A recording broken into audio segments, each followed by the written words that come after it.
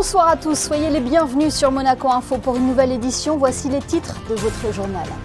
Les fêtes de fin d'année approchent et comment ne pas avoir une pensée pour les personnes isolées. Pour lutter contre la solitude des aînés, la mairie de Monaco organise le geste de Noël, une tradition, vous le verrez, de plus de 20 ans. Mieux connaître la biodiversité de nos mers et de nos océans, tel est l'objectif de la prochaine aventure du navigateur Yvan Griboval. Il s'apprête à prendre le cap vers l'océan Indien à bord du catamaran Love the Ocean. Pour une mission scientifique, nous l'avons rencontré à l'approche de son grand départ. En basket, dénouement cruel hier soir pour la Roca Team. Les Monégasques ont perdu au buzzer après une fin de match folle face au Panathinaikos en Euroleague. Puis nous parlerons ce soir de la protection de nos données personnelles sur le numérique avec Agnès Lepaulnier, secrétaire générale de la Commission de contrôle des informations nominatives. Et puis cette année 2023 marque le centenaire de la disparition de Gustave Eiffel. Nous recevrons ce soir le vice-président de l'association des descendants de Gustave Eiffel et arrière-petit-fils de l'ingénieur français Savin Vietman Eiffel. L'actualité, c'est donc l'esprit de Noël qui règne en principauté. La princesse Stéphanie et sa fille Camille Gottlieb se sont rendues aujourd'hui à la résidence Acquiétoudinée à la rencontre de ses pensionnaires. Elles ont assisté à un instant musical proposé par les élèves de l'Académie Régnier III avant de distribuer des cadeaux de Noël à chacun des résidents, pour certains d'ailleurs centenaires. Un moment d'échange convivial très apprécié. Continuons d'évoquer nos aînés en principauté avec cette belle initiative organisée chaque année par le service des seniors et de l'action sociale de la mairie. Des enfants se sont mis dans la peau de livreurs ce matin pour le traditionnel geste de Noël. Plus de détails dans le reportage de Frédéric Elion sur des images de Thomas Deus. Joyeux Noël!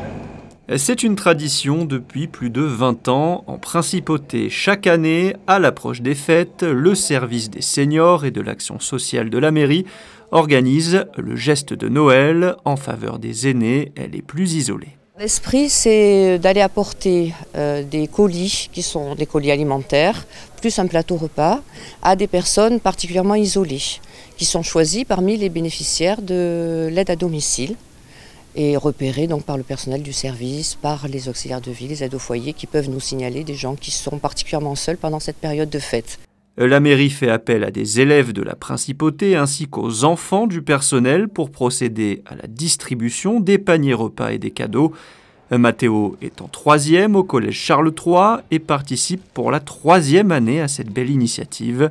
Avec Flavio, élève à l'école Saint-Charles, ils débutent leur tournée dès 9h15. Bonjour madame. Merci. On vous pose ça où? C'est beaucoup, hein, pour une personne seule. Vous savez, c'est Noël. Noël, c'est une fête qui est importante, car à Noël, il y a l'esprit, il y a la famille, il y a la joie, il y a tout. Et on veut bien aider les autres et donner le bonheur. Oula! Magnifique! Ça, c'est que des cadeaux, il y a du chocolat, il y a du jus de fruits, panettone, des biscuits. Tout ça pour vous. Vous êtes content? Oui, bien sûr. Mathéo, Flavio et un autre binôme ont poursuivi leur distribution de cadeaux toute la matinée aux 22 seniors isolés concernés par ce beau geste de Noël. Rappelez-vous, en juin dernier, nous faisions écho sur notre antenne de la prochaine aventure d'Yvan Griboval, une aventure qui l'emmènera prochainement dans l'océan Indien à bord du catamaran écologique Love the Ocean et qui aura pour mission de mieux faire connaître la biodiversité de cette région du monde. La cérémonie du grand départ de cette expédition a eu lieu aujourd'hui au Yacht Club de Monaco. Plus de détails dans ce reportage de Fabien Bonilla et Thomas Deus. Le nom du projet, Expédition Océano-Scientifique Récif Corallien 2023-2030. Ce catamaran de 17 mètres de long et d'environ 9 mètres de large était en principauté, amarré au Yacht Club, jusqu'à ce jeudi où une cérémonie de grand départ a été organisée en présence de plusieurs classes de CM2 de la principauté. C'est un projet pédagogique transversal sur la protection des océans, mais c'est avant tout un projet scientifique. Il faut pour nous que la science serve les êtres humains. Et en ce domaine, on va faire 2 missions bien particulières. La première est de collecter des petits morceaux d'éponge, de les séquencer à bord, donc de faire du séquençage ADN à bord, ce qui va être une grande première, à la fois pour sauvegarder des données génétiques d'organismes marins qui sont en train de disparaître, à la fois du fait de la 6e extinction, mais surtout de la pression anthropique, c'est-à-dire de la pression de l'homme sur la planète. Et puis le deuxième objet de ces petits échantillons et de cette structure ADN que nous allons recueillir, c'est surtout pour aller chercher des molécules d'intérêt à l'usage de la santé, du bien-être, de la nutrition et des services à l'environnement. Ce catamaran vient de partir dans un premier temps pour Cannes, puis ensuite bénéficiera de 2 mois de préparation à La Ciotat et enfin Nice où se déroulera le départ effectif le 22 février vers les récifs coralliens dans l'océan Indien avec les îles Éparses non loin de Madagascar et les Caraïbes du côté des Antilles. Le retour est prévu fin juin au Yacht Club. En basket, fin de match cruel pour la Roca Team en Euroleague. Les Monégasques ont perdu au buzzer face au Panathinaikos 90-91. Terrible désillusion pour les hommes de Sacha Obradovic qui avaient pourtant le match en main. Le résumé de la rencontre est signé Fabien Bonilla. Il y a des rencontres que l'on aimerait oublier et pourtant qui contribuent à la grandeur d'un sport. Eh bien, le Monaco-Panathinaikos du 20 décembre 2023 fera partie de cela. Avant cette rencontre, Monaco est 6e au classement et le club grec 9e. Ce sont 2 possibles prétendants cette année au Final Four.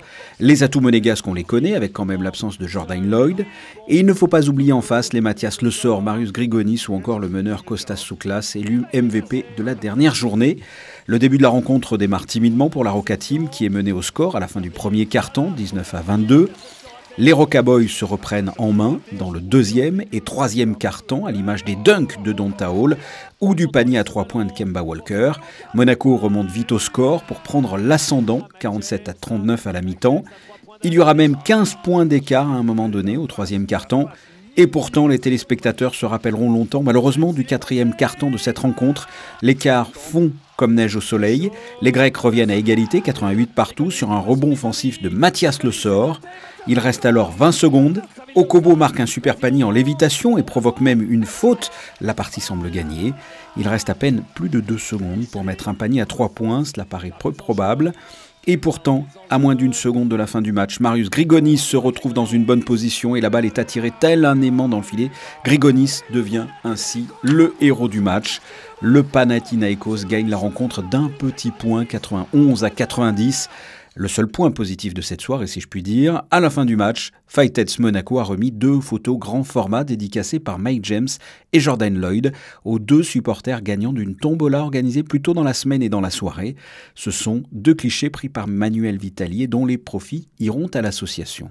C'est une belle action, déjà c'est une belle action pour présenter les actions de Fightets Monaco. On a présenté pendant les matchs la maison de vie et puis on a récolté aussi des fonds et ça on remercie la direction de la communication pour avoir soutenu l'initiative, avoir offert aussi ces 2 portraits géants et merci à tous les supporters d'avoir joué le jeu et soutenu l'association et les actions de SAS, la princesse Stéphanie. Comme je suis fan du club depuis un petit moment, c'était une super occasion.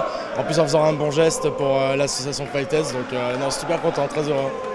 Revenons à la rencontre. Grâce à cette victoire, le Panathinaikos passe devant Monaco pour être 6e et Monaco rétrograde d'une place 7e avec le même nombre de victoires et de défaites.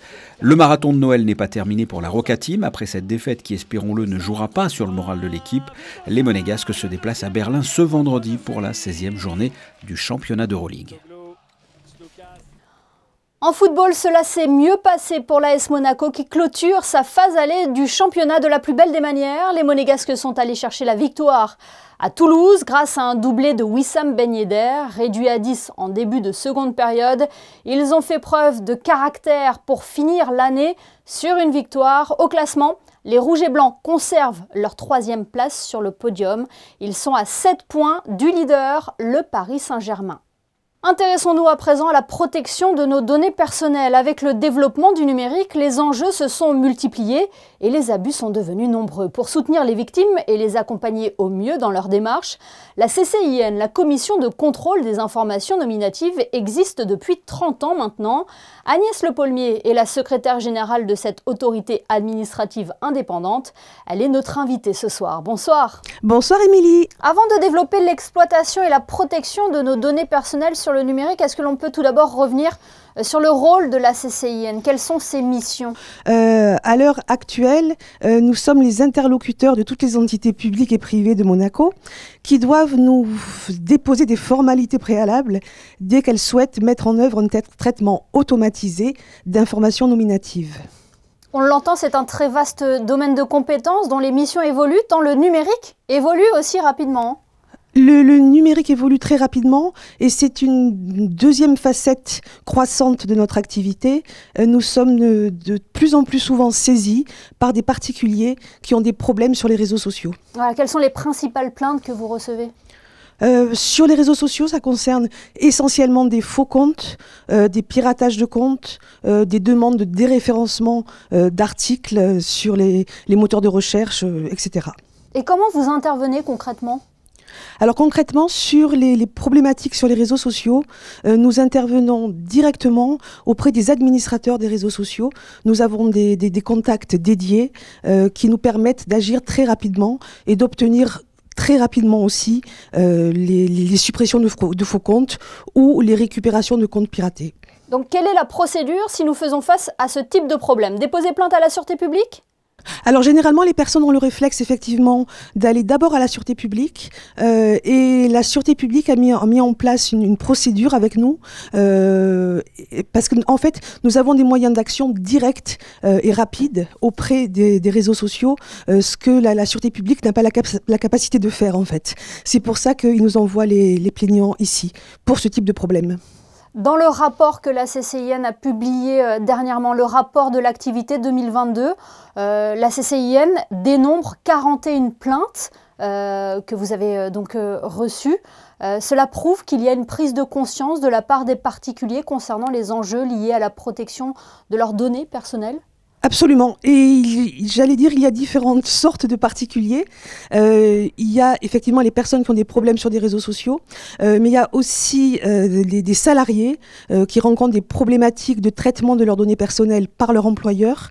Il peut y avoir aussi des personnes qui ont des problématiques commerciales, de prospection commerciale, c'est-à-dire leur nom figure sur des listes de prospection alors qu'elles n'y ont pas consenti. Les problématiques sont assez diverses. Oui. Vous dites que des employés peuvent se retourner contre leur employeur dans certains cas. Est-ce que vous avez des exemples? Alors ça peut être des problématiques de caméras dans les locaux professionnels. Les caméras sont autorisées par notre commission, mais l'autorisation est délivrée sous condition. C'est-à-dire que les caméras n'ont pour objet que d'assurer la sécurité des biens et des personnes. En aucune manière, elles ne doivent être utilisées pour surveiller le travail ou le temps de travail des salariés. Agnès Le Paulmier, est-ce que vous pouvez également être saisie en cas de cyberharcèlement? Parce qu'un accent a été mis sur la lutte contre ce fléau lors de la rentrée scolaire, par exemple, à Monaco. Oui, absolument. Là aussi, nous pouvons intervenir pour faire supprimer des propos en ligne, propos qui ont un caractère effectivement d'harcèlement, oui. La CCIN a été créée en 1993, 4 ans après Internet. L'entité fête cette année ses 30 ans. Vous l'avez dit en préambule, hein, votre rôle devrait être renforcé en 2024 avec le projet de loi relatif à la protection des données personnelles. Absolument. Nous espérons que ce projet de loi pourra être examiné prochainement par le Conseil national. Les principales modifications qui vont concerner la CCIN, bon, ça peut être anecdotique, mais la CCIN va changer de nom. Elle va s'appeler Autorité de protection des données personnelles, parce qu'effectivement, nos commissaires ont souhaité mettre l'accent sur la protection et non plus sur le contrôle, comme c'est le cas dans la commission de contrôle des informations nominatives. administrative. La principale nouveauté, ça va être aussi la création d'une formation restreinte qui sera consacrée uniquement aux sanctions, sachant que les sanctions vont devenir aussi des sanctions administratives, des amendes administratives. Donc il y aura un côté aussi financier aux sanctions demain. On suivra donc ce dossier de près. Merci beaucoup Agnès Le Paulmier d'avoir été notre invitée ce soir sur Monaco Info. Avec plaisir, Émilie.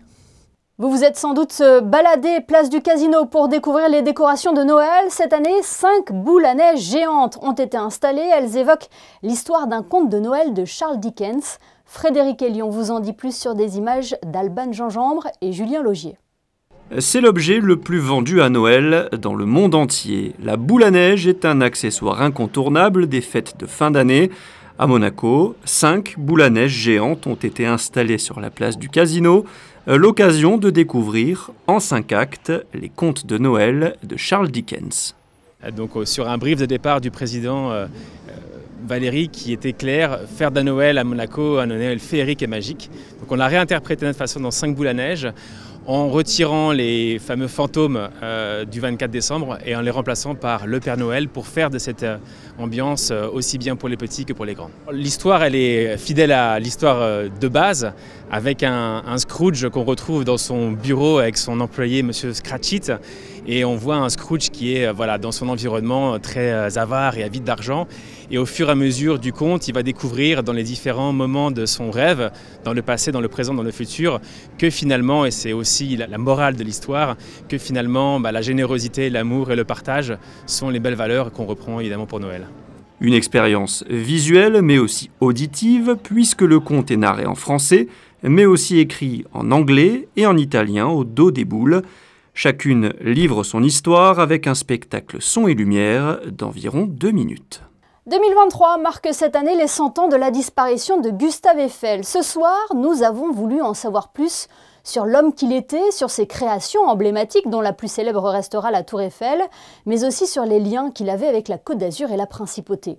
Pour évoquer ce souvenir, l'arrière-arrière-petit-fils de Gustave Eiffel, également vice-président de l'association des descendants de Gustave Eiffel, nous fait l'honneur d'être avec nous ce soir. Bonsoir Savin Yetman Eiffel.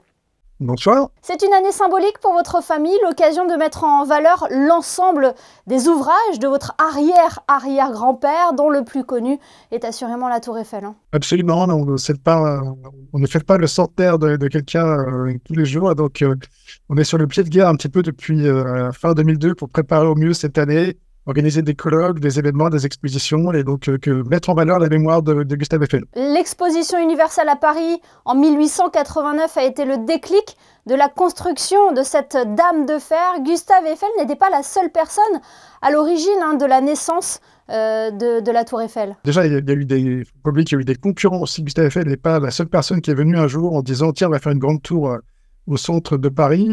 Déjà, il y avait un défi qui était lancé depuis le début du 19e siècle, d'être le premier à atteindre la hauteur de 1000 pieds.